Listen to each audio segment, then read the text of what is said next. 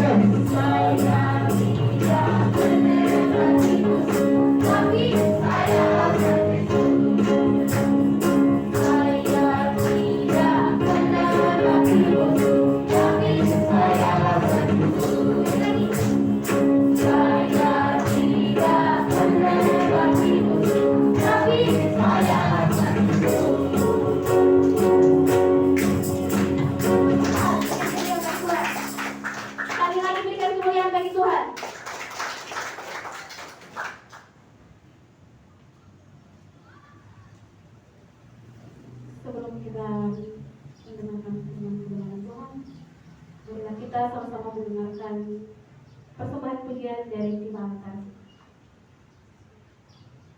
Jemaat Tuhan, saya berserah dulu.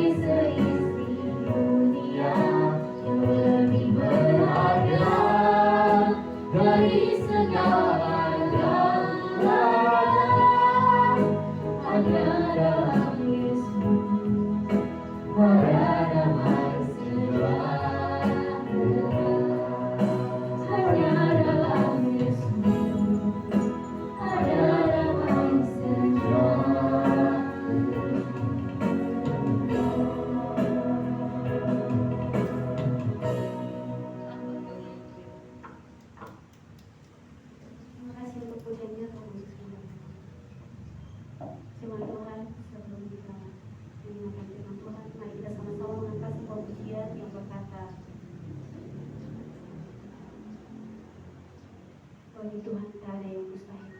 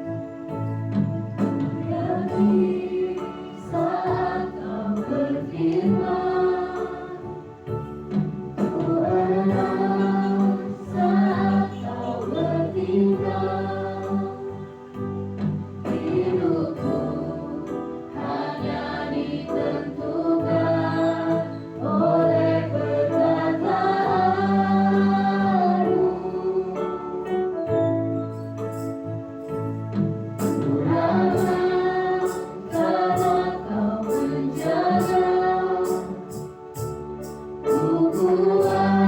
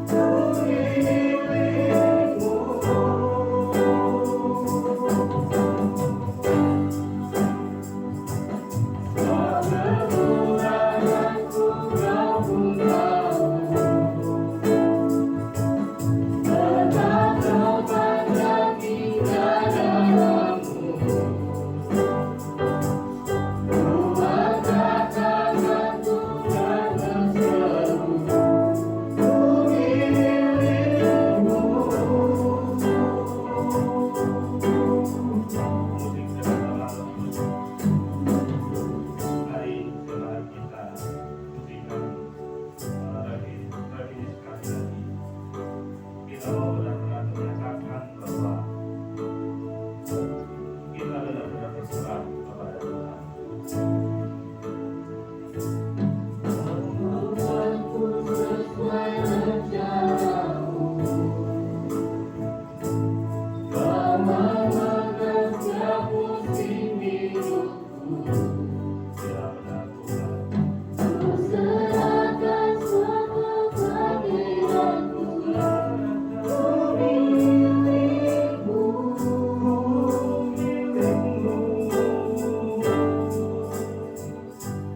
Semua kekuranganku Kau pun tahu, tetap Kau pegang hingga dalammu. Ku angkat tanganku dan berseru, ku milikmu.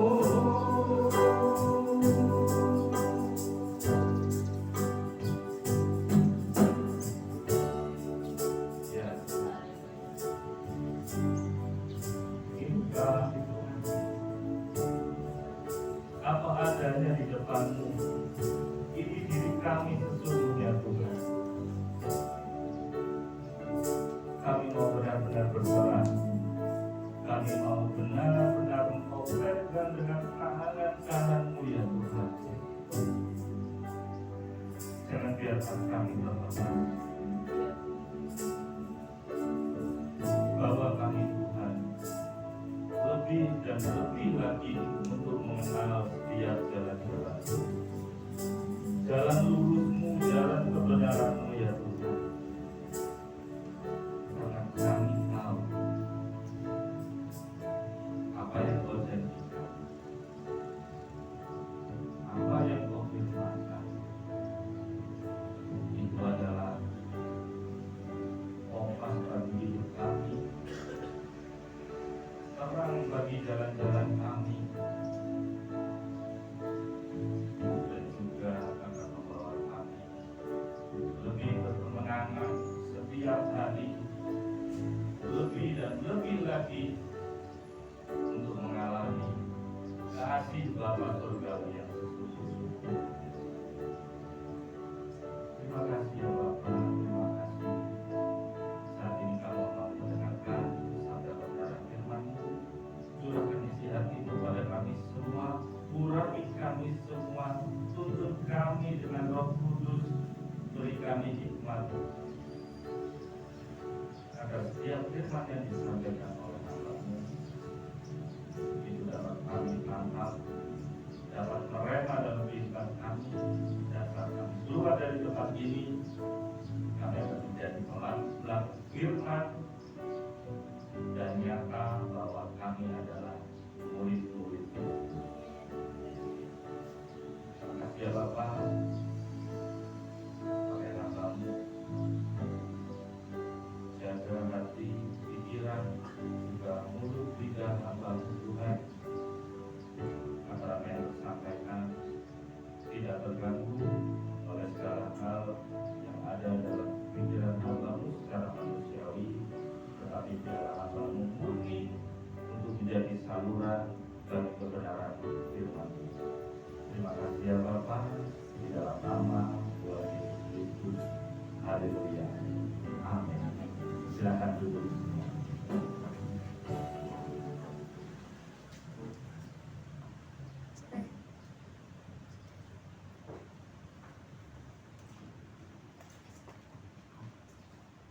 Ya, shalom, selamat pagi.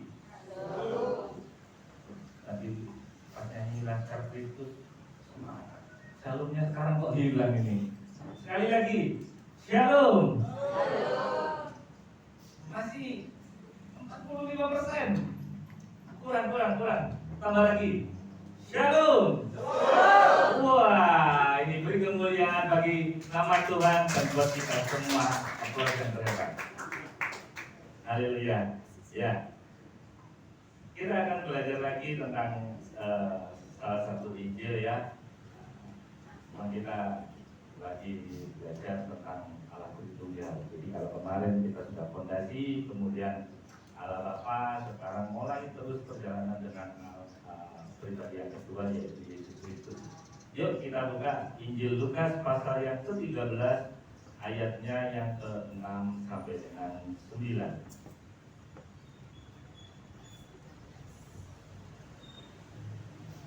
Kalau kemarin ayatnya cukup panjang, hari ini pendek saja, nggak usah banyak-banyak ya.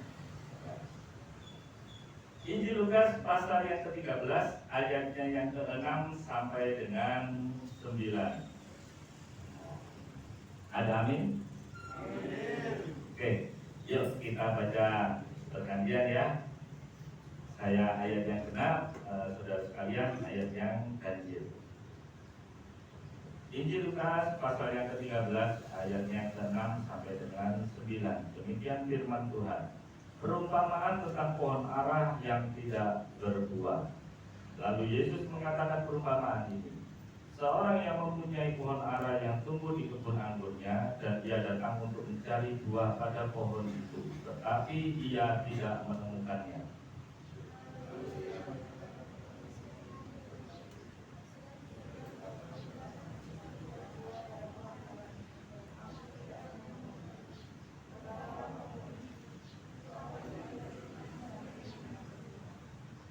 Jawab orang itu, Tuhan, biarkanlah dia tumbuh tahun ini lagi.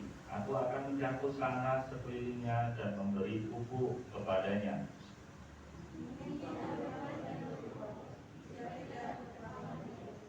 Amin. Ayatnya singkat, mungkin sudah banyak yang mendengarkan, tapi Tuhan mau menyampaikan lagi. Ada apa sih? Kok mau disampaikan lagi, ya? Nah, cerita yang mungkin juga di sekolah minggu kita pernah disampaikan bagi yang masuk sekolah minggu, atau mungkin sudah mendengar di media sosial, atau mungkin dalam ibadah-ibadah yang lain ya. Kita akan belajar tentang pohon ara ini, pohon ara dan pohon anggur ya.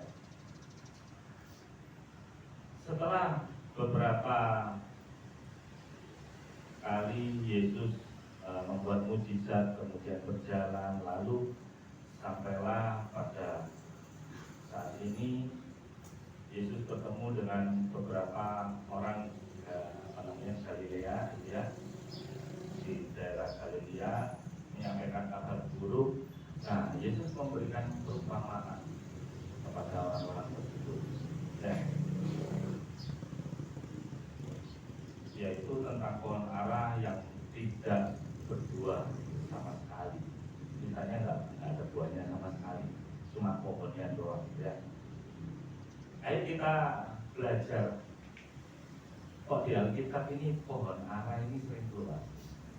Kalau kemarin kita sudah pernah belajar sedikit juga tentang pohon anggur. Nah, ini kita belajar pohon ara. Pohon ara atau dalam bahasa Inggris adalah fig tree, tulisannya FIG tree ya. Jadi pohon ara. Nah, di Indonesia itu kalau ada yang pernah mendengar, itu namanya buah tin. Bukan butin loh ya. Ada yang namanya tin di sini. Kayaknya ada satu kayaknya. Ada nggak ya? Nggak ada ya? Yang namanya tin di sini nggak ada. Oh, puji Tuhan. Berarti nan jauh sama ya. Namanya buah tin. Kalau pernah dengar ya, ada tetangga. Entah kalau di pulau lain saya kurang tahu, tapi secara nama global Indonesia adalah buah tin, TIN ya. Nah, nanti boleh lihat di YouTube modelnya kayak apa sih. Saya sempat sedikit melihat modelnya itu kayak bawang merah gitu, lincip gitu, ujungnya ada lincipnya. Nah, mungkin ada yang pernah tahu, pernah makan juga gitu ya. Buah tin ini pada masa itu tumbuhnya liar, jadi kayak pohon-pohon di jalan-jalan itu, kayak gitu. Dia di mana-mana tumbuh pada masa itu, ya. Jadi sangat banyak sekali, dan ukurannya juga cukup tinggi. Jadi kisarannya itu sekitar ya 3,5 sampai 5 meter kurang lebih perkiraannya gitu. Jadi cukup menjulang tinggi ya. Lalu yang juga saya sempat baca, pohon ini umurnya bisa sampai 1000 tahun. Nah, ini sangat langka. Ada yang berumur minimal kurang lebih sekitar 100 sampai 150 tahun. Tetapi beberapa peneliti biologi menemukan ada yang sampai umurnya 1000 tahun. Nah, secara umum pohon ini usianya sekitar 250 sampai 350 tahun. Oh, kalah manusia ya. 100 tahun aja belum tentu mencapai ya kalau manusia sekarang, ya kan? Jadi pohon ini sangat luar biasa, ya. Di samping ukurannya cukup tinggi, juga pohon jenisnya yang besar, ya. Daunnya juga cukup rimbun. Ada yang tahu pohon beringin? Nah, modelnya mirip-mirip pohon beringin. Jadi dia itu kalau kita lihat simbol Pancasila itu ya, itu kan ada simbolnya pohon beringin tuh. Nah, modelnya kayak gitu, mirip-mirip kayak gitu, ya. Saya nggak pernah tahu, tapi cuma lihat aja. Kan sudah ada internet toh, ya kan? Nah, jadi lihat aja di internet, ya. Tapi kita belajar informasi, kita gali informasi apa sih fungsinya buah ara ini. Lalu yang selanjutnya, buah ara itu dia bisa menghasilkan dalam 1 tahun panen 2 kali. Nah, biasanya di awal musim panas dan sebelum atau akhir musim tropis kayaknya. Jadi pancaroba sebelum musim dingin itu dia berbuah lagi. Tetapi itu untuk daerah-daerah kering. Contohnya di daerah Timur Tengah gitu ya. Dia setahun bisa panen 2 kali. Sedangkan kalau di daerah yang bagus kayak di Indonesia ini ya, yang alamnya sangat subur, itu bisa sampai 10 kali. Jadi dalam 1 tahun itu hampir tiap bulan selalu ada buahnya, nggak ada habis-habisnya. Itu pohon ara itu seperti itu. Dan yang selanjutnya adalah pohon ara itu paling cepat menumbuhkan akar tunggalnya. Tahu akar tunggal? Akar tunggal itu, ya. Itu paling cepat, ya. Lalu selanjutnya fungsinya cukup banyak sih. Saya baca ada melancarkan pencernaan, ya, menjaga sendi, menjaga kesehatan jantung. Kemudian dia sumber kalium dan kalsium tinggi. Jadi kalium dan kalsium tinggi yang nabati, ya, bukan nabati rasa coklat keju loh ya. Tahu toh? Nah, itu sukanya itu juga. Jadi itu sukanya suka jajan nabati itu, ya. Dia adalah antioksidan, ya. Kemudian dia juga membantu dalam pencegahan maupun penyembuhan osteoporosis. Jadi sangat-sangat berguna ternyata ya. Lalu yang lebih mengejutkan lagi, harganya mahal kan? Itu 1 kilonya, itu kalau yang sopiran, apa bahasa sopiran itu, ya sudah nggak fresh lagi. 1 kilo itu 100.000. Harganya ternyata segitu. Dan yang biasa ya, yang kondisi normal biasa ya agak bagus lah, kisarannya 200 sampai 300. Tetapi kalau yang impor harganya bisa sampai 500.000. Malah apel merah ini kan ya. Apel merah atau anggur merah berapa kemarin dulu, Bu Grace? Bukan kemarin dulu berapa? 1 kilo 65.000. Nah ini 500.000 1 kilo. Kalau yang impor, ya. Jadi sangat-sangat bermanfaat. Nah, Tuhan itu menumbuhkan beberapa tumbuhan yang benar-benar berkualitas, ya, di tanah perjanjian. Lalu apa Pak maksudnya Pak? Semua itu Pak, oh, ada kelebihannya, ada kekurangannya. Sekarang kita bahas, kenapa kok kita sering menemukan pohon ara dan pohon anggur? Ya, kita kembali ke Alkitab kita masing-masing. Dalam Lukas 13 dinyatakan bahwa yang dipakai perumpamaan adalah pohon aranya, ya, bukan pohon anggurnya. Kalau pohon anggur itu ada di bagian lain, ya, itu sudah pernah terbahas, ya. Nah, sekarang pohon aranya. Pohon ara ini yang biasanya tumbuh liar di mana-mana, di jalanan banyak. Khusus pohon ara yang ini itu ditanam di dalam perkebunan anggur, ya.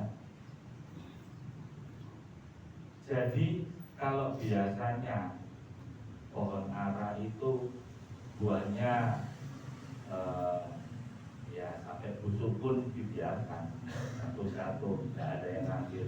Atau mungkin kalau diserang oleh penyakit juga mati, ya. Atau mungkin kalau orang iseng sama dia langsung ditebang aja, dia pakai rumah atau mungkin pakai yang lain. Ini yang posisinya di luar. Tetapi pohon ara ini dia dijaga, dia dirawat di dalam kebun anggur. Secara kata-kata saja namanya kebun itu biasanya pasti ada yang punya, ada yang merawat, pasti dipagari, ya kan? Pasti diperhatikan pupuknya, ya, penyiramannya, kemudian pasti yang punya juga memberikan yang terbaik. Jadi kalau sudah di area perkebunan, ya mereka pohon-pohon itu juga nggak dibiarin, kalau ada penyakit pasti langsung dikasih apa itu, pestisida, nah, seperti itu. Jadi benar-benar dirawat. Nah, keuntungannya di sana, pohon ara itu keuntungannya dengan yang di luar itu keuntungannya di dalam kebun itu dia mendapatkan perawatan spesial, ya. Lalu ketika tuannya itu masuk datang, yang ditemui kok ada buahnya, nggak ada buahnya. Padahal sudah disiram, dirawat, dipupuk, diperhatikan, ya. Tapi kok nggak ada buahnya.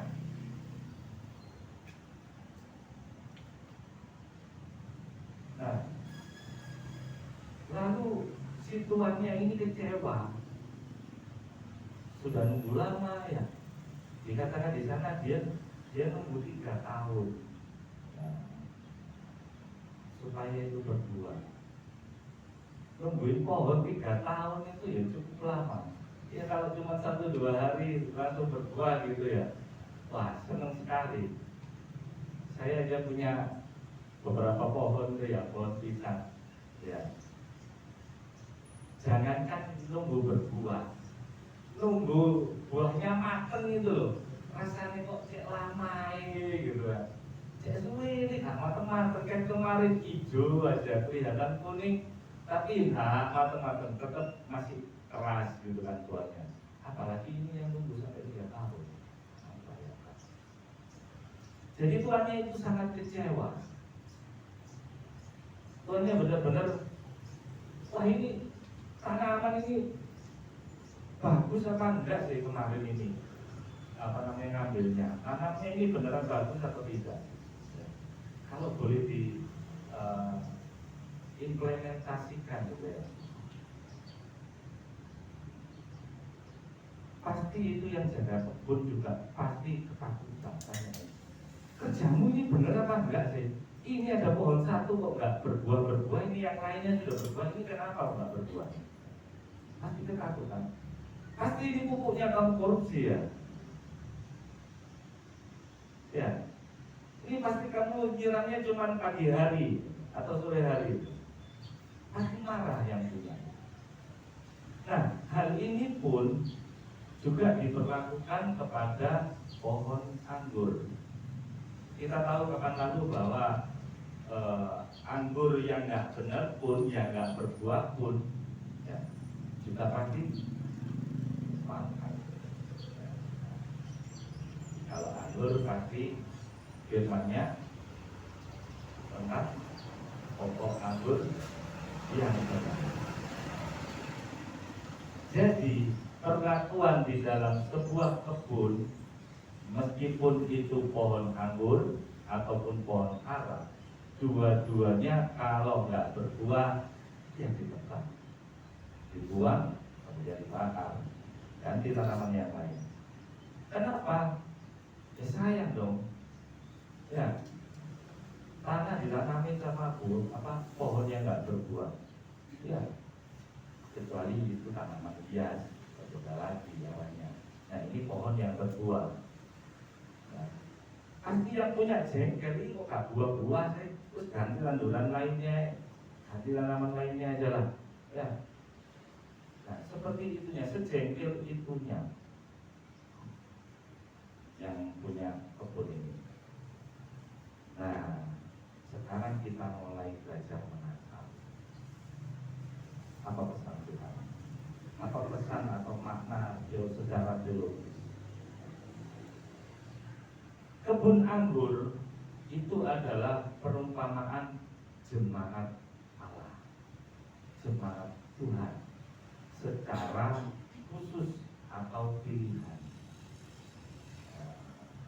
Kalau pilihan berarti bangsa apa? Bangsa Israel. Kok suaranya sadu sekali? Orang kenceng gitu. Yang kenceng berarti bangsa apa? Israel. Jadi kebun anggur itu adalah sebuah analogi dari bangsa Israel. Ya. Nah, lalu pohon ara itu siapa, Pak? Pohon anggur adalah orang Israel atau orang Yehuda, sedangkan pohon ara adalah orang-orang non-Yehuda, orang-orang non-Yahudi atau orang-orang yang di luar Israel. Lalu ditanam di dalam kebun anggur. Hal ini berbicara tentang kebun anggur milik si Tuhan. Tuhan adalah Allah Bapa, Tuhan sendiri. Ya. Kebun anggur adalah umat pilihan Allah yang percaya pada Dia. Kan banyak juga toh orang Yahudi yang tidak percaya sama Yesus sebagai penyelamat, ya kan? Nah, jadi yang percaya, semua keseluruhan area itu adalah setiap orang yang percaya. Hanya bedanya yang satu sudah menerima perjanjian Olai zaman Abraham, tetapi yang satunya bagaimana dong? Pak, kita kan orang bukan Yahudi, Pak. Kita kan bukan orang Israel, kita kan orang Indonesia. Lantas bagaimana, Pak? Kira-kira benar nggak sih, Pak, kita dapat keselamatan ini? Ada yang bisa jawab? Ada yang bisa jawab nggak? Ada yang bisa jawab boleh maju, nggak apa-apa. Terus kita gimana, Pak? Kan kita juga orang percaya sama Tuhan, Pak. Benar nggak, Pak? Kita ini sungguh-sungguh diselamatkan atau memang nantinya ditebang, Pak? Kan itu si pohon ara itu ditebang. Nah, ada yang bisa jawab? Bagaimana? Tidak ada. Ya sudah, saya jawab sendiri. Tanya-tanya sendiri, jawab sendiri. Ya. Jadi setiap orang percaya secara keseluruhan kebun itu adalah bentuk dari semua orang percaya. Nah, anggur adalah orang Yehuda, sedangkan ara adalah orang non-Yehuda yang percaya kepada Kristus dan menerima berkatnya, keselamatannya dari baptisan. Baptis yang kayak apa, Pak? Baptis yang di dalam nama Allah Bapa, Allah Putra, dan Roh Kudus. Nah, itu dia jawabannya. Ini yang nyatet nanti pasti besok kalau ujian UAS keluar ini kayaknya ya. Enggak waktunya UAS semua ini ya. Ya, jadi seperti itu.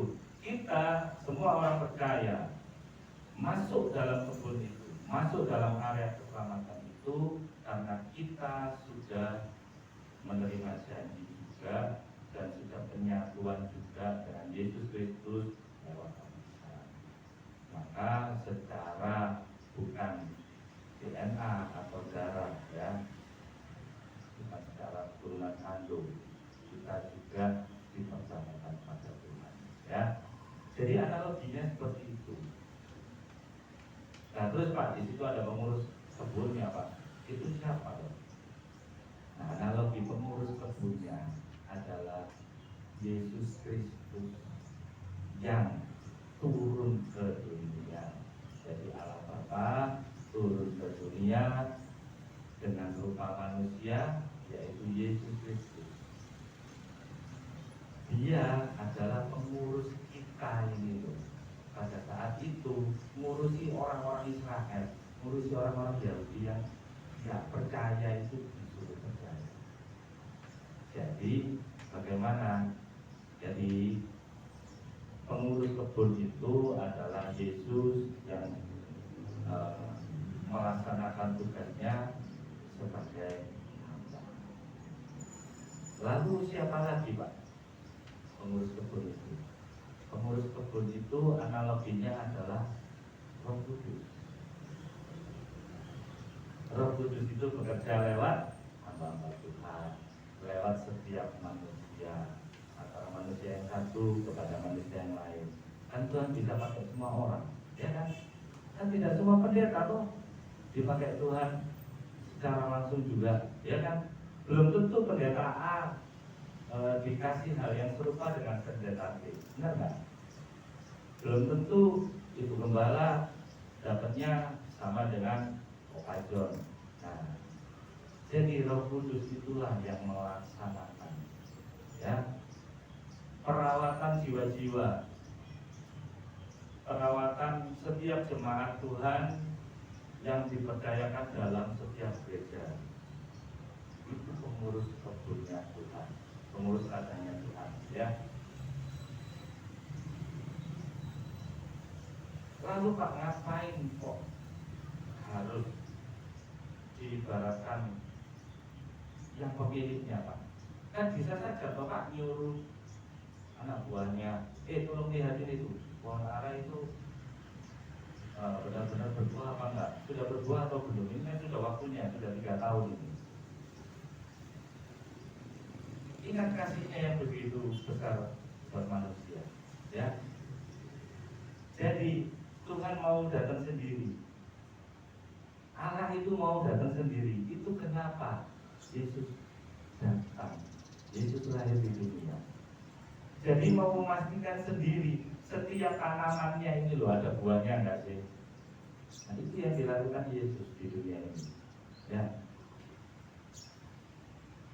Nah Allah itu nggak mau kita ini cuma kelihatan indah di luar, dan kelihatan ganteng atau cantik ya, relatif kalau itu. Ya, ntar saya bilang itu cakep, ternyata Opa bilang gak cakep amat. Ya, kalau itu relatif. Jadi indah, kelihatannya ada pesonanya enggak sih? Bukan cakepnya, ya.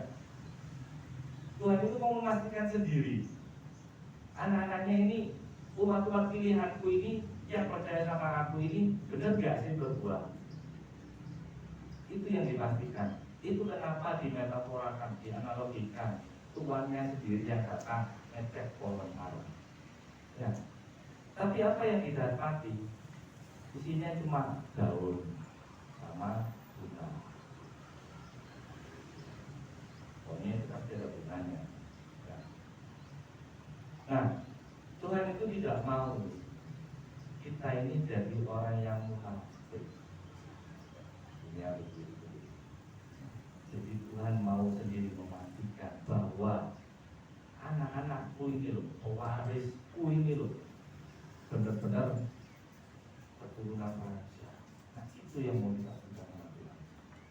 Nah, bukan hanya kelihatannya saja, kelihatannya baik, kelihatannya suka beribadah, tetapi ketika pulang ke rumah, mamanya diomelin, mama ini ya sukanya ganggu-ganggu aja, mama ini kalau nyapu kurang bersih.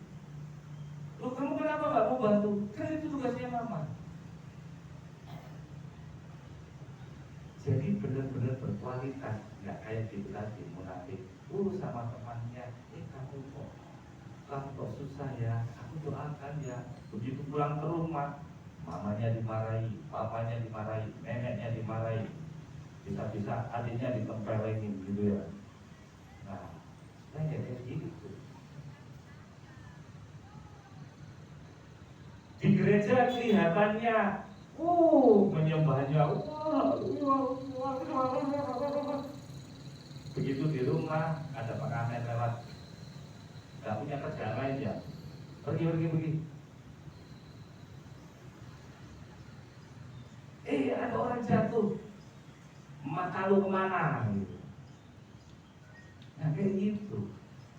Tuhan itu mau matikan. Jadi bukan orang yang munafik. Anak-anak pilihanku ini ya kami jadi orang munafik, orang yang bertobat. Ya. Nah itu yang mau dipastikan. Supaya apa? Supaya ketika masa panen itu tiba, dia benar-benar berbuah. Tetapi apa yang dilakukan oleh Yesus? Yesus datang ke dunia salib, cambuk sedemikian rupa. Ya. Hanya untuk memastikan kita ini loh bisa diperdamaikan dengan Allah Bapa. Begitu juga dengan hamba-hamba Tuhan. Begitu juga dengan setiap manusia yang dipakai Tuhan untuk menyampaikan pesan Tuhan, untuk mengarahkan jadi yang terbaik, untuk mengarahkan yang lebih baik, untuk mengarahkan supaya tidak dicampakkan ke dalam perhatian kita. Tapi rata-rata berenceng semua. Ya, dikasih tahu sudah nggak dijalankan, dikasih tahu nggak dijalankan. Kamu jangan begini, kamu jangan begitu. Ayo mulai bangkit, nggak direken. Ya. Nah, itu. Kasih yang begitu besar pada kita manusia ini yang nggak ada apa-apanya di hadapan Allah. Seharusnya kita benar-benar menghargai, menghormati.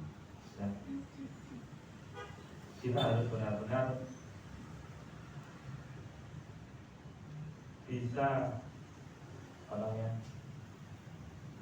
sungguh-sungguh berterima kasih, bersyukur, sungguh berterima kasih bagaimana. Bukan hanya udah terima kasih, ini kan selesai sudah biasa. Tapi berterima kasih yang berkelanjutan pasti. Orang itu baik sekali ya, orang itu benar-benar dipakai Tuhan ya untuk memberkati aku. Orang itu sangat-sangat baik. Aku selalu diingatkan. Itu yang berterima kasih sungguh-sungguh, mengucap syukur sungguh-sungguh. Ya. Tapi jangan hanya diucapkan saja, yang dilakukan. Salurkan kebaikan itu lagi. Ketika kita sudah dipulihkan, kita juga harus menyalurkan hal-hal yang baik, buah-buah yang baik. Ya. Hal ini terlihat dari apa? Terlihat dari metafora bahwa si pekerja itu masih minta waktu 1 tahun lagi. Tolong Tuhan dikasih kesempatan. Gampangannya seperti itu. Jadi hamba Tuhannya, pendetanya itu mengupayakan Tuhan, tolong jemaatku yang ini ya Tuhan, dia masih belum pulih, dia masih sering melakukan kesalahan, masih ada kelemahan. Nah ini diupayakan. Begitu juga setiap orang yang sudah merasakan kasih Tuhan, mereka mengupayakan, Tuhan tolong temanku ini ya Tuhan, Tuhan temanku ini loh, aduh nak dikasih tahu Tuhan, tak kasih tahu dan kasih tahu, jangan suka bohong, jangan suka mencuri. Oh kamu nurut ke Tuhan, tolong Tuhan datangin hamba-hamba Tuhanmu supaya mendoakan dia. Setiap orang yang sudah menerima kasih Tuhan, mereka akan mengupayakan supaya kasih itu ditularkan. Itu pasti. Nah, karena apa? Kasih itu murni. Yang datang adalah kedamaian. Kalau kasih itu murni, itu pasti yang terima juga merasakan kedamaian. Ya. Jadi kita pun juga harus sadar bahwa ternyata ada waktu yang ditentukan oleh Tuhan, dan itu nggak tahu. Bukan hanya kedatangan Yesus kali kedua, tetapi umur, usia. Ada yang tahu? Nggak ada. Bisa saja sekarang duduk di sini, kemudian jalan keluar ke sebentar ke depan mau ke kamar mandi, tiba-tiba ambruk mati di sana. Bisa nggak? Atau mungkin duduk tiba-tiba meninggal. Bisa nggak? Bisa kan? Nah, ayo kita berusaha supaya pada saat itu kita menerima bukan maut yang kekal. Itu maksudnya, itu upayanya Tuhan itu dalam mengasihi kita. Ya, Tuhan itu sangat lembut. Tuhan itu sangat-sangat mengasihi. Dia itu sangat-sangat perhatian, nggak pernah menghancurkan. Memang pada masa dulu perjanjian lama, sebelum busur perjanjian itu diberikan, ada kehancuran, ada air bah, benar kan? Ada kejadian Sodom Gomora, ya kan? Ada banyak hal kehancuran. Ya. Setelah Yesus datang, tidak ada lagi hal itu. Setelah perjanjian itu juga diadakan, tidak ada lagi. Tetapi kita yang mengetahui, ya, jangan sampai kita berdear, sudah masuk di dalam kebun, sudah pasti diselamatkan, terus nggak ngapa-ngapain. Itu maksudnya. Jadi kita itu harus ngapa-ngapain, bukan nggak ngapa-ngapain. Harus apa? Ya harus belajar mendoakan teman, belajar menuntun teman yang nggak bisa merenungkan firman Tuhan. Ya. Nah, puji Tuhan, gereja kita juga ada kelasnya untuk hal itu. Jadi ada kelas discipleship, ya, yang belum pernah mengikuti, mau ikut silahkan datang, nggak apa-apa. Ya, supaya tahu bagaimana sih aku seharusnya berjalan kepada Tuhan itu kayak apa sih. Nah, ini ada beberapa anak yang ikut discipleship. Ada yang mau bersaksi nggak? Ada yang ikut kelas discipleship. Ya, ada siapa ini? Ada Yesus, ada siapa Penti, Sen, ya, Jefferson, kemudian siapa namanya? Radik, ya kan? Ada Talita, itu ada Ibton sama Eden juga. Nah, ada Kanender juga, ya, Pak Ahmed. Nah, ayo, yang kemarin sudah ikut discipleship, ya. Ada yang berlupakan, Raymond juga ikut loh. Ada nggak yang mau kesaksian? Waktu kelas discipleship dapat sesuatu apa? Nggak usah dipikir, ngapain dipikir? Dirasakan aja. Kemarin aku dapat apa ya? Ada yang berani nggak? Loh, kok gak ada yang berani? Saya kasih contoh lah, saya kasih contoh. Pak, waktu discipleship kemarin saya baru tahu Pak, ternyata ada sifat Tuhan yang luar biasa Pak. Ternyata Dia itu sangat menghargai saya Pak. Dia itu memberikan saya sebuah penghormatan yang tinggi sebagai anaknya. Nah, katanya itu. Dapatnya saya dapat di Mazmur 103 itu Pak.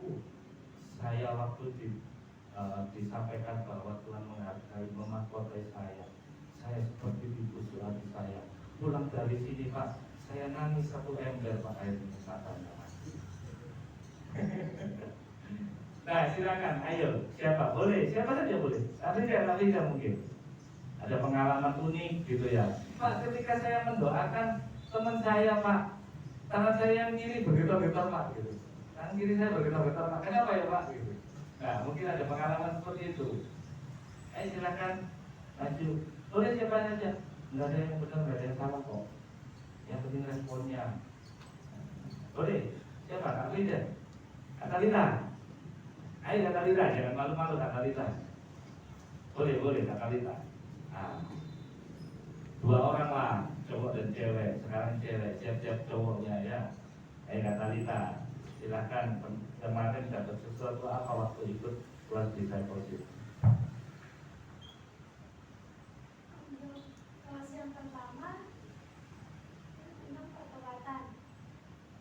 Di situ saya dapat satu pengetahuan baru, karena saya selama ini bertanya-tanya gimana sih orang yang dalam hidupnya itu berbuat baik, tapi realistis aja lah dia itu nggak kenal Yesus. Mungkin kenal tapi dia nggak percaya. Jadi istilahnya orang yang ateis atau yang malas kita. Saya tanya, ini mereka kalau berbuat baik itu mereka masuk surga nggak? Karena surga dan neraka tiap agama itu kan beda. Jadi saya bertanya-tanya, tapi pas ada satu paragraf tentang itu, saya langsung, oh berarti kalau sekalipun perbuatan dan tindakan kita itu benar di mata sesama, tapi kalau kita nggak percaya, sekalipun kita kenal, kita dengar, oh Yesus itu Tuhannya agama Kristen, ya gitu. Kita kalaupun cuma dengar atau kenal, tapi kita nggak percaya, otomatis kita nggak akan menerima keselamatan. Itu yang saya dapat dari kelas pertama. Terus di kelas kedua waktu doa untuk sesama, itu menceritakan tentang suatu kayak masing-masing. Di sini saya langsung sadar ternyata nggak semua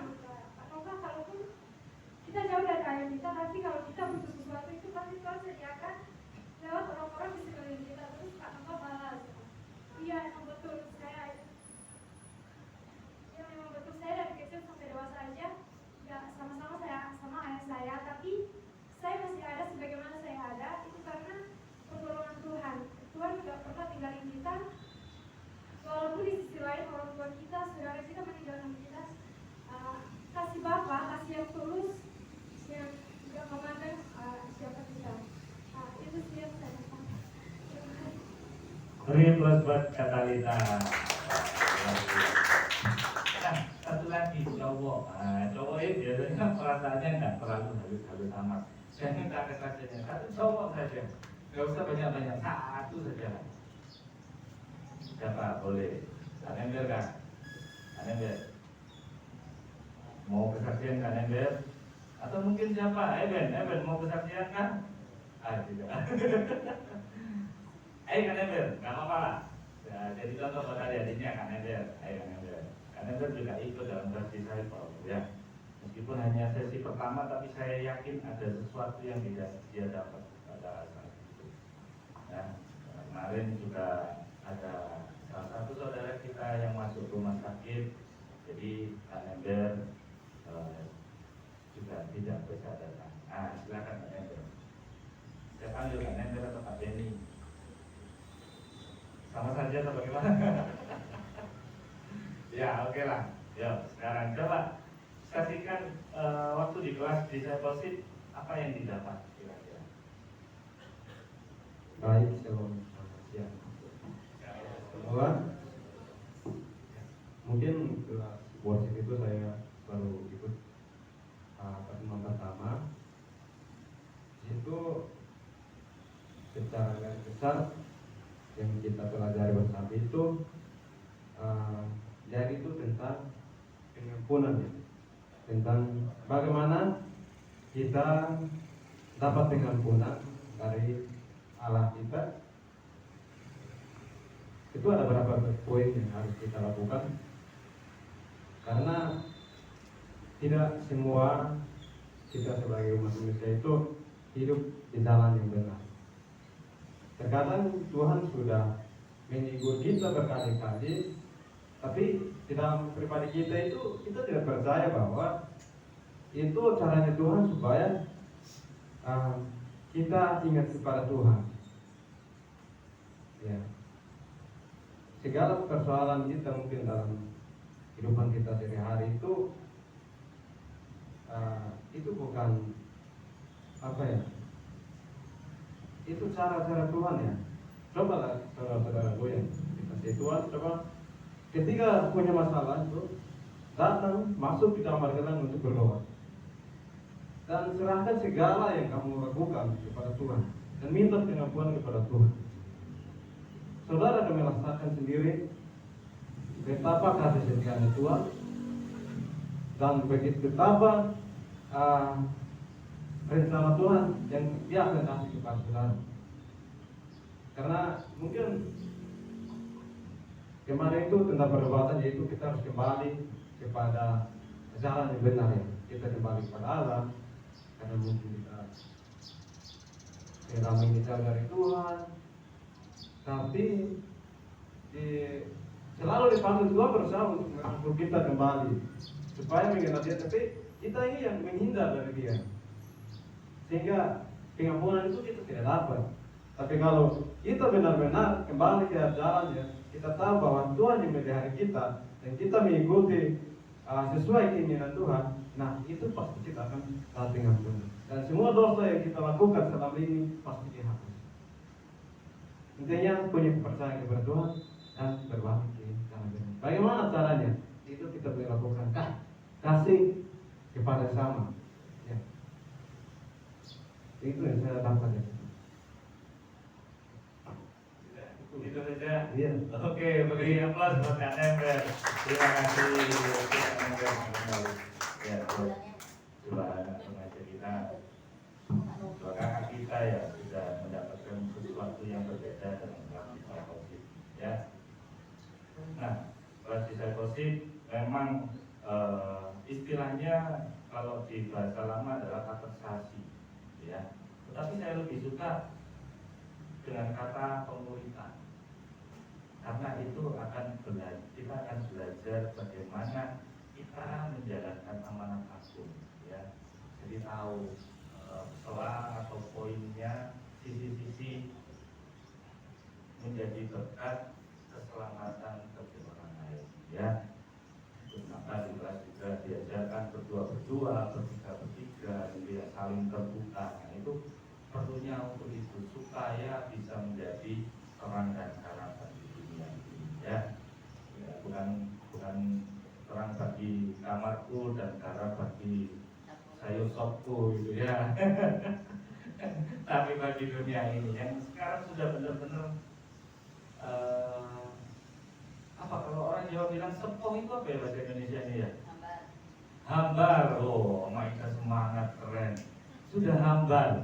Banyak yang orang sudah jahat memikirkan kepentingannya sendiri, ya, nggak memikirkan kepentingan orang lain, nggak memikirkan keselamatan orang lain. Yang penting aku selamat dewe, masuk ke surga sendiri. Yang lainnya, urusan sendiri-sendiri. Tapi Tuhan katakan apa? Harus berubah, ya. Maka jangan sampai tenggat waktu yang sudah Tuhan tentukan bagi kita masing-masing lewat usia kita, ya, atau mungkin lewat sebuah rencana yang tidak terduga menghasilkan maut yang kekal. Jadi mumpung belum kecemplung, kejegur di dapur perapian, ya, ayo kita putar balik. Kalau jalan perapiannya di sana, ya kita putar balik saja, kembali ke kolam renang. Ya, lebih enak kan? Lebih enak mana di dapur api apa di kolam renang? Kolam renang, ya kan? Ya, dingin, enak, seger, ramai gitu ya.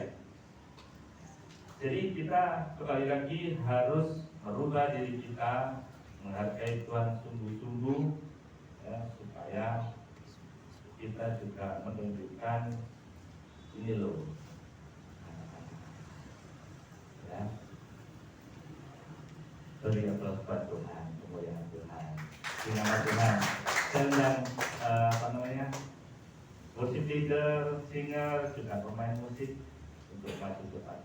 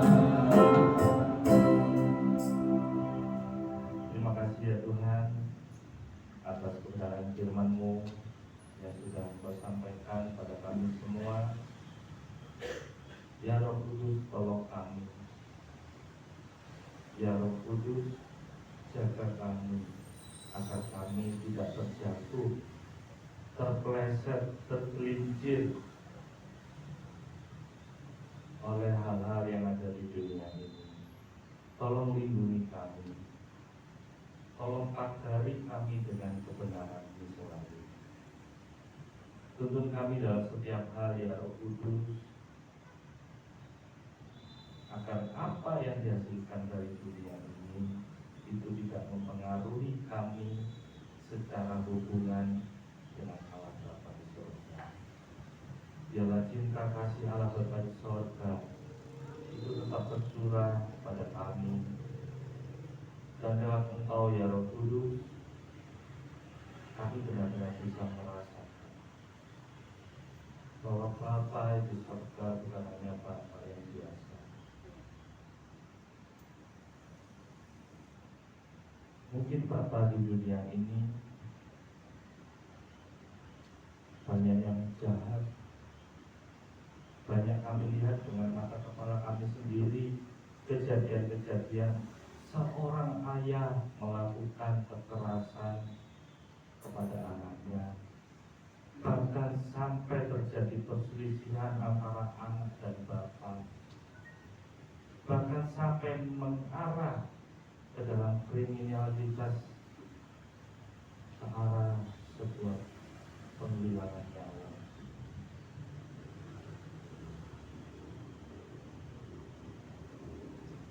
Mungkin juga hal itu ada dalam bapak kami masing-masing yang ada di dunia ini. Tolong ya Tuhan, tolong ya Roh Kudus, ubahkan kami, pulihkan kami, agar kami bisa merasakan kasih Bapa surgawi dalam kehidupan kami. Dapat kami mendapatkan kasih yang sejati tersebut, kasih yang sempurna tersebut. Kami akan mengeluarkan buah-buah kebenaran, sehingga pada saat tiba kami untuk kembali ke rumah Bapa, kami tidak tertolak, tetapi kami masuk makan dalam perjamuan bersama-sama dengan Kristus. Terima kasih ya Tuhan, tanpa bisa berbicara, kiranya apa yang kami sampaikan ini tetap tinggal dalam jemaat dan akan terus tinggal berakar kuat di dalam kehidupan mereka sampai masa kesudahan mereka. Dan jangan biarkan ya Bapak, apapun yang sudah disampaikan ini mencuri kemuliaan-Mu, tetapi nama-Mu yang akan semakin besar, nama-Mu yang tetap tertanam di hati dan pikiran para jemaat maupun para pendengar lainnya. Biarlah hamba-Mu terus semakin kecil, tetapi Engkau semakin besar. Terima kasih ya Tuhan atas sabda kebenaran firman-Mu. Kami mengucap syukur di dalam nama Tuhan Yesus Kristus. Amin.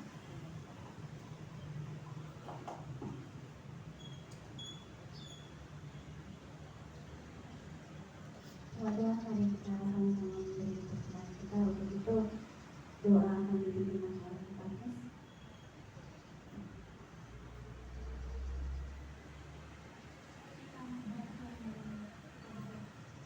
Terima kasih Bapak, terima kasih Tuhan atas anugerah Tuhan, kesehatan dan segala suami kami yang serahkan kepada Tuhan. Begitu pun Tuhan kita selalu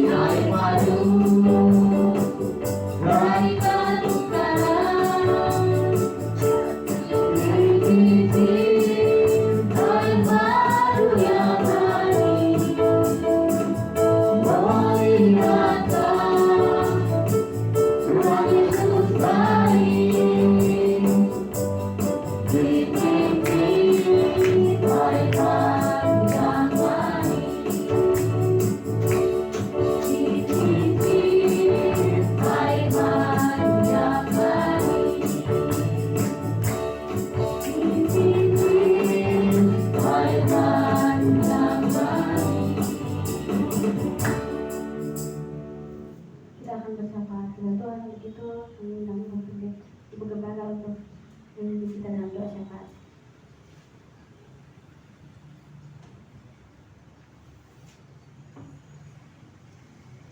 Kembali kami datang menjadikan Tuhan pada kesempatan siang hari ini.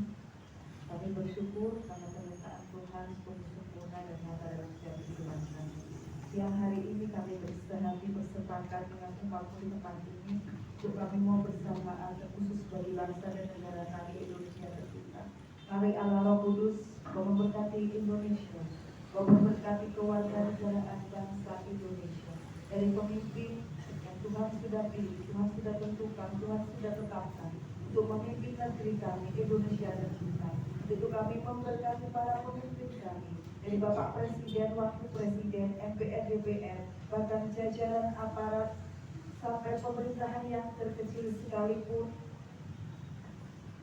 wali kota, bupati, lurah, bahkan RT RW di tempat kami mau serahkan ke dalam tangan kasih Tuhan. Biarlah Tuhan memberkati seluruh pemimpin negeri ini. Tuhan memberkati seluruh pemimpin yang Tuhan sudah percayakan. Biarlah Bapa mereka boleh memimpin bangsa Indonesia dengan takut akan Tuhan. Bahkan kami juga meminta Tuhan taruh hati Tuhan atas pemimpin bangsa kami, sehingga Tuhan kebijaksanaan, kesalehan dan kehormatan boleh pemimpin bangsa kami terapkan dalam memimpin bangsa Indonesia ini ya Bapak. Sehingga kami sebagai warga negara Indonesia, kami boleh merasakan damai sejahtera sentosa yang daripada Tuhan saja. Itu terus terjadi atas bangsa dan negara kami Indonesia. Bahkan kerukunan pun terjadi ketika bangsa negara Indonesia ini berbeda sudut pandang, keyakinan, tapi kami tetap boleh hidup dengan penuh kesalehan dan kehormatan di dalam Tuhan saja. Bahkan setiap perairan, setiap gunung-gunung, bahkan laut, semua diberkati Tuhan. Dan kami percaya Indonesia menjadi bangsa yang cinta akan Tuhan. Bahkan segala roh-roh yang tidak berkenan di hadapan Tuhan, yang akan mengganggu jalannya pemerintahan Indonesia, yang hari ini kami mau tolak, kami mau tekuk di dalam nama Tuhan Yesus. Kami tetap meminta kuasa yang daripada Tuhan Yesus itu menaungi Indonesia, sehingga Indonesia boleh tetap di dalam kendalinya Tuhan. Dan kami percaya terobosan terjadi atas Indonesia, bahkan pertobatan besar-besaran terjadi atas bangsa dan negara kami Indonesia tercinta. Kami juga berdoa Bapa bagi setiap wilayah di kami bertempat tinggal. Kami juga percaya Tuhan memberkati wilayah di mana kami bertempat tinggal. Bahkan Tuhan akan pakai kami sebagai anak-anak-Mu, sebagai umat-umat-Mu, untuk kami boleh menjadi saluran berkat bagi warga di sekitar kami. Bahkan mereka boleh melihat terang Tuhan, kasih Tuhan nyata dalam setiap kehidupan kami. Memberkati kota Malang, memberkati kota Kepanjen dan sekitarnya. Kami percaya berkat atas Bapak Abraham, Ishak dan Bapak Yakub turun atas kota kami, terkhusus kota Kepanjen dan sekitarnya. Kepanjen menjadi kota yang diberkati Tuhan. Banyak pertobatan jiwa-jiwa terjadi atas kota Kepanjen. Bahkan keseluruhan gereja-gereja yang ada di kota Kepanjen, kami mau bawa serahkan ke dalam tangan kasih Tuhan. Setiap gereja, setiap hamba-hamba Tuhan, para penginjil, guru, bahkan gembala sidang, semua kami minta Tuhan sendiri yang mempersatukan mereka. Biarlah Bapak setiap hamba-hamba-Mu yang ada di area Kepanjen ini, mereka boleh bersatu hati, bergandengan tangan untuk terus menyerukan kebenaran Tuhan Yesus, untuk terus boleh mengimplementasikan kasih Bapa yang sudah kami terima. Sehingga setiap gereja yang ada dari berbagai macam denominasi gereja, kami bukan menjadi orang-orang yang saling menjatuhkan, tapi biarlah Bapa setiap umat-umat-Mu, setiap hamba-hamba Tuhan, para penginjil, para guru, para pemimpin-pemimpin gereja dipersatukan oleh kasih Tuhan, boleh terus bergandengan tangan untuk boleh terus menopang gereja satu dengan yang lainnya, untuk boleh saling membangun kerohanian. Dan kami percaya Bapa, kalau ini terjadi atas kota Kepanjen, maka kemuliaan Tuhan akan terus dinyatakan bagi kota Kepanjen, dan kota Kepanjen akan terus semakin mengalami pemulihan demi pemulihan daripada Tuhan, dan pertobatan besar-besaran pun akan semakin nyata atas kota Kepanjen. Bahkan setiap jiwa-jiwa yang selama ini mati secara rohani, tidur secara rohani, di dalam nama Yesus, yang hari ini Roh Kudus menjamah setiap jiwa-jiwa yang ada di area Kepanjen, untuk mereka boleh terus semakin mengalami kasih Bapa, dan mereka boleh kembali berbalik dan bertobat kepada Tuhan, sehingga nama Tuhan saja yang boleh semakin dipuji dan dipermuliakan. Terima kasih Tuhan. Kami juga memberkati kesatuan yang sempurna di tempat ini. Bersyukur karena Tuhan sudah memakai mereka untuk menjadi tangan kepanjangan Tuhan bagi setiap jiwa-jiwa yang ada di sekitar Yorsi Purlima di tempat ini. Memberkati para pemimpin Tuhan yang ada, yang Tuhan sudah pilih, Tuhan sudah tentukan, dan Tuhan sudah tetapkan untuk memimpin kesatuan Yorsi Purlima di tempat ini. Mari Allah Roh Kudus, hikmat marifat yang daripada Tuhan saja turun bagi setiap pemimpin Yorsi Purlima yang ada di tempat ini, sehingga Tuhan mereka boleh semakin berdiri tegak, menegakkan kebenaran, menegakkan keadilan. Bahkan setiap anggota-anggota yang ada di Yorsi Purlima ini, mereka boleh terus memiliki hati Bapa, memiliki kedisiplinan yang luar biasa, bahkan memiliki ketaatan yang luar biasa, baik kepada Tuhan dan juga kepada pemimpin yang ada di kesatuan Yorsi Purlima di tempat ini. Bahkan keseluruhan pemimpin dan anggota diberkati Tuhan dengan luar biasa. Apapun yang menjadi kebutuhan mereka dalam sehari-hari, Tuhan sendiri yang cukupkan, dan berkat Tuhan terus nyata atas Yorsi Purlima di tempat ini. Dan kami juga bersyukur Tuhan untuk gereja GKI Hope Center yang Tuhan sudah tetapkan ada di area Kepanjen. Mari Bapa, ini semua adalah milik-Mu, dan kami mau terus kembalikan kepada Tuhan. Dan kami mau terus meminta Tuhan sendiri yang memimpin gereja-Mu di tempat ini. Tuhan sendiri yang mengambil alih gereja-Mu di tempat ini, sehingga Bapa gereja-Mu di tempat ini boleh berjalan sesuai dengan kehendak Tuhan saja, bukan kehendak kami sebagai manusia, tapi biarlah kehendak Tuhan yang terjadi atas gereja-Mu di tempat ini. Bahkan setiap umat-umat, setiap jemaat yang Tuhan sudah percayakan boleh bersama-sama dengan kami ada di GKI Kepanjen. Mari Allah Roh Kudus, kami menyerahkan keseluruhan umat-Mu, jemaat Tuhan di tempat ini, dari jemaat-jemaat family, bahkan anak-anak muda, semua kami serahkan ke dalam tangan Tuhan. Biar Tuhan yang mengambil alih seluruh kehidupan jemaat-Mu di tempat ini, memberkati keluarga demi keluarga, memberkati setiap usaha pekerjaan umat-Mu, memberkati setiap pendidikan anak-anak yang ada di tempat ini. Mari Bapak, Engkau akan terus menyatakan kasih dan kuasa-Mu atas umat-Mu di tempat ini. Terobosan demi terobosan terjadi atas umat-Mu di tempat ini. Kesatuan hati terjadi atas umat-Mu di tempat ini. Bahkan kekeluargaan terus terjadi atas umat-Mu di tempat ini. Sehingga Bapa, siapapun kami sebagaimana kami ada saat ini, kami tidak akan pernah memandang satu dengan yang lainnya, tapi biarlah yang kami pandang hanya kasih Kristus, sehingga kasih itu boleh terus kami impartasikan bagi jemaat-Mu di tempat ini, bahkan bagi umat-umat lain yang kami temui ya Bapak, sehingga nama Tuhan saja boleh semakin dipermuliakan di tempat ini. Dan kami percaya jemaat-jemaat yang Tuhan sudah percayakan di tempat ini, seberapapun yang Tuhan sudah percayakan, kami percaya jemaat-jemaat ini akan menjadi jemaat-jemaat yang militan di hadapan Tuhan.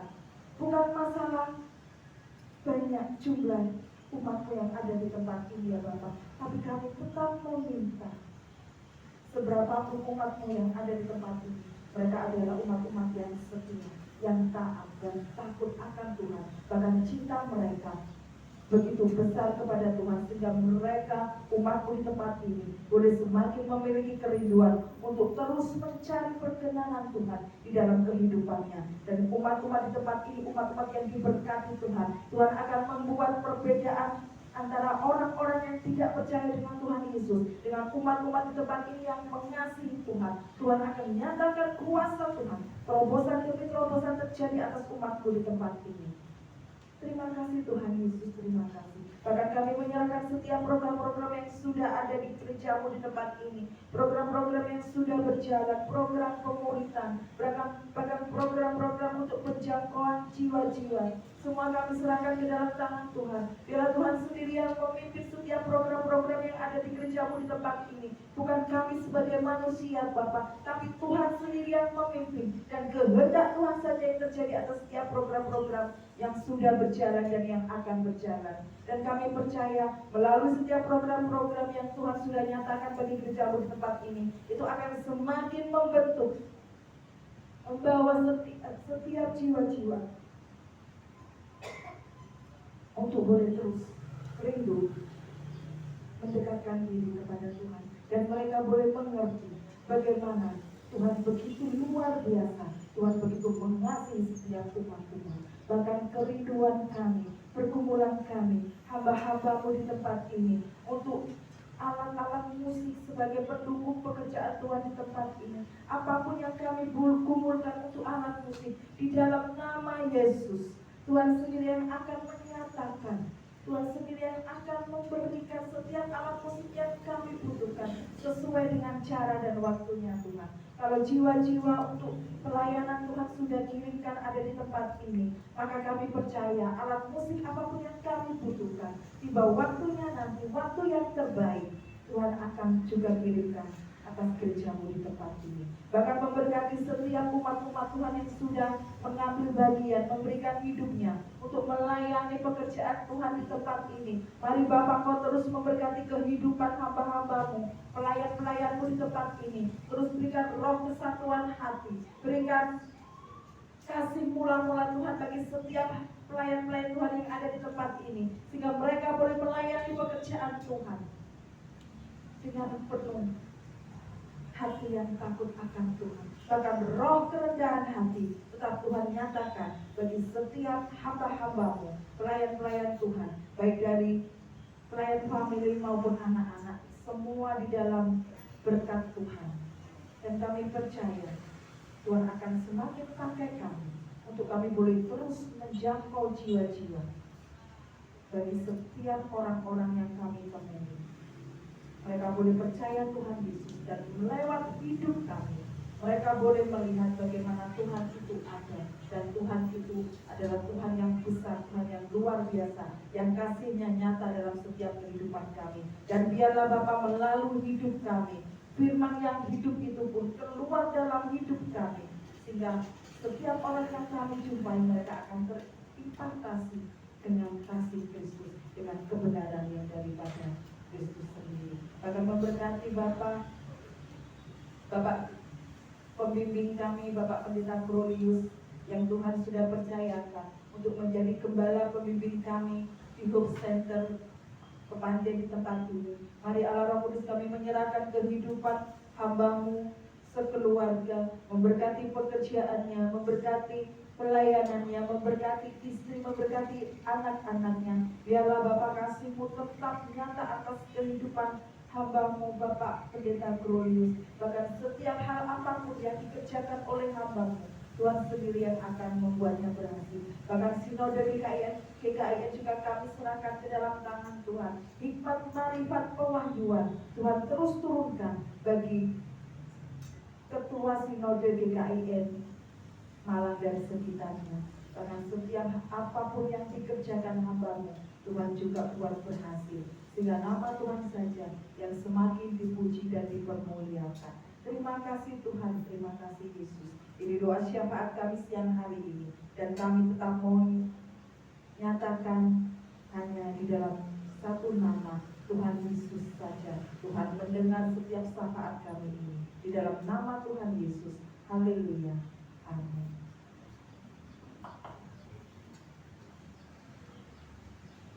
Mari kita sama-sama mendengarkan pengumuman.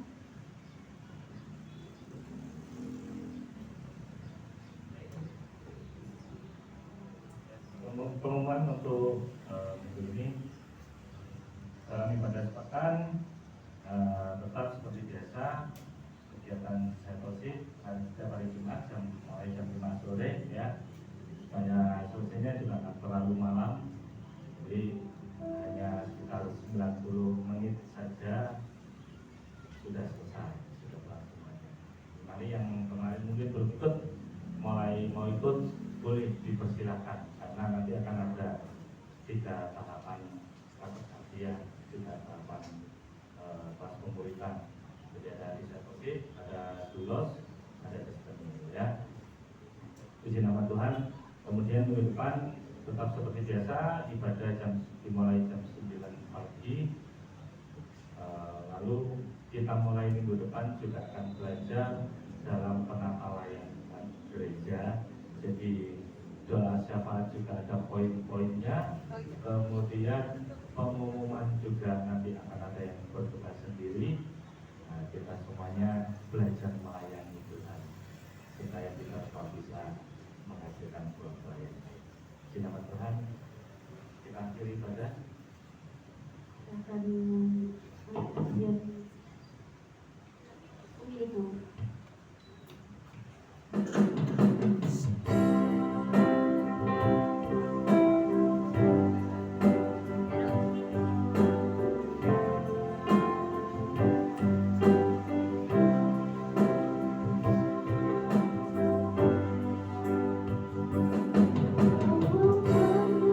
Sesuai rencanamu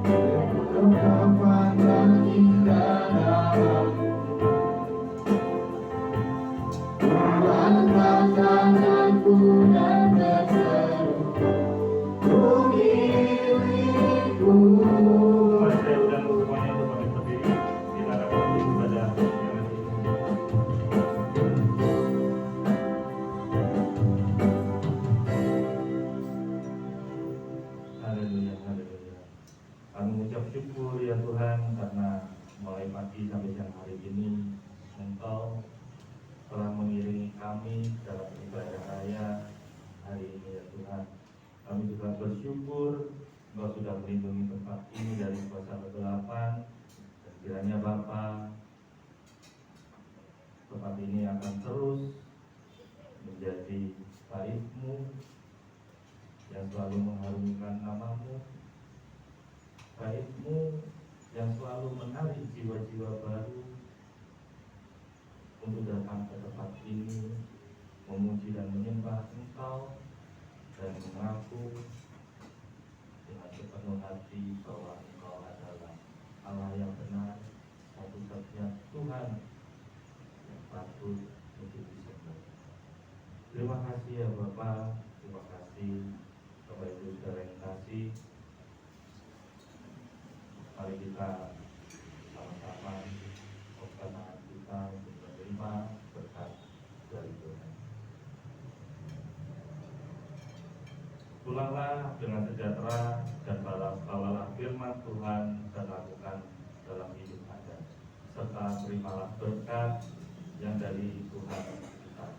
Kiranya kasih karunia, rahmat dan damai sejahtera yang melimpah-limpah yang berasal dari Allah Bapa, Sang Pencipta langit dan bumi, berkat kasih sayang dan pemeliharaan dari Tuhan Yesus Sang Penebus, serta penyertaan dan perlindungan dari Roh Kudus tinggal atas kita semua dan melingkupi kita sekalian, serta memberkati seluruh keluarga besar dari jemaat Center Kepanjen ini, mulai dari sekarang sampai Maranatha Tuhan Yesus datang kali yang kedua. Berkat Allah Tritunggal yang esa di dalam nama Yesus menyertai kita sekalian mulai saat ini sampai selama-lamanya. Yang sudah menerima berkat, sama-sama kita katakan amin. Amin. Amin. Silakan duduk, kita bersatu di depan.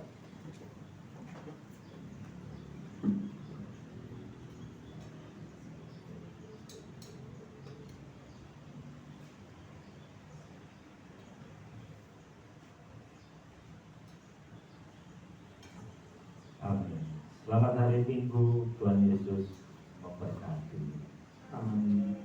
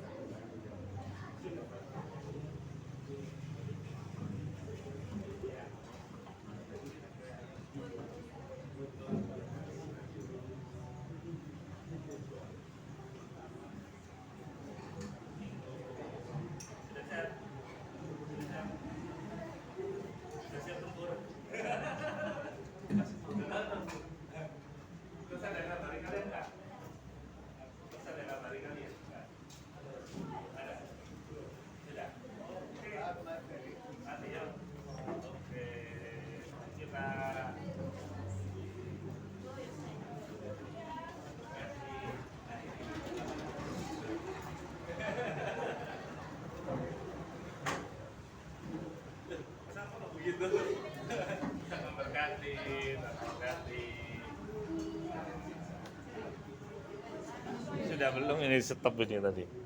Loh, belum di stop ini.